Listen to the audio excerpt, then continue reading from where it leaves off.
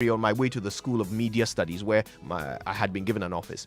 I noticed that the students would leave their backpacks in a pile at the door and walk into the library with just books in their hands. Now, I could see the corners of laptops sticking out of their backpacks, and I was immediately alarmed, and intrigued in equal measure.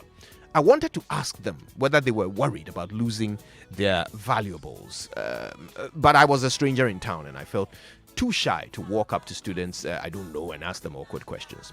Later in the week, I was sitting in the large student canteen, which had a seating area and a serving area. I observed several students leaving their cell phones, cameras, and laptops on their tables to go for their food in the serving area and come back. Again, I was baffled by their apparent lack of regard for their valuables. It was a busy canteen with all kinds of people bobbing and weaving through the tables. Anyone could just grab one or more of these unattended gadgets and disappear with it. I couldn't contain my curiosity any longer, so I turned to the professor I was having lunch with and asked him, why does everyone leave their valuables unattended on this campus?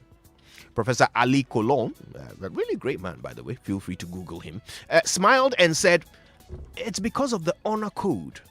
Now, like all old and distinguished institutions, Washington and Lee University is steeped in rich tradition and conventions. One of such conventions is the Honor Code.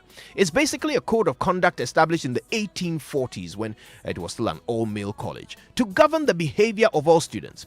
The purpose was to ensure that each student would conduct himself as a gentleman, which basically meant that a Washington and Lee student would never lie, cheat, or steal. Almost 180 years after its establishment, the code continues to enjoy the strictest observance and adherence from the entire student body. Now, I'm sure some of you are thinking, that can never happen in Ghana. Perhaps you're right, but I hope you're not. The most unique aspect of the Honor Code is that it is administered by the students themselves. It is not imposed on them by the authorities. They own the code and they live by it because they believe in it. The code has applications and implications that go far beyond leaving expensive stuff unattended. Students of Washington and Lee choose when to write their own final exams, and they sit the papers unsupervised. Imagine that. While some institutions in Ghana are conducting full body searches before allowing students to write exams, there exists a place in this world where students sit exams when they want, where they want, invigilate themselves, and do not cheat.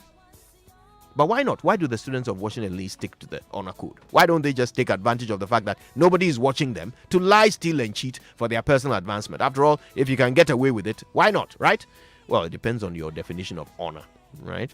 The Washington Post published an article a few years ago about the honor code there. They asked a 20-year-old undergrad why she was so confident that her colleagues were sticking to the code. And she said, I highly doubt any of my peers would take advantage of it. None of us want to disappoint each other. If somebody cheats, it's an insult to the entire community. I wish I could tell you more, but listen, what message are we sending to the outside world about Ghanaian honor? Is it part of our communal character, or do we think honor can never happen in Ghana? Well, perhaps you're right, but I hope you're wrong. My name is Joy997FM, and I am a Ghanaian. That means when I promise on my honor. Do you?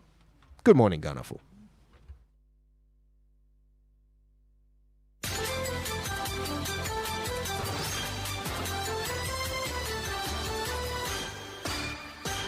Hello, good morning and welcome to Joy News at 6.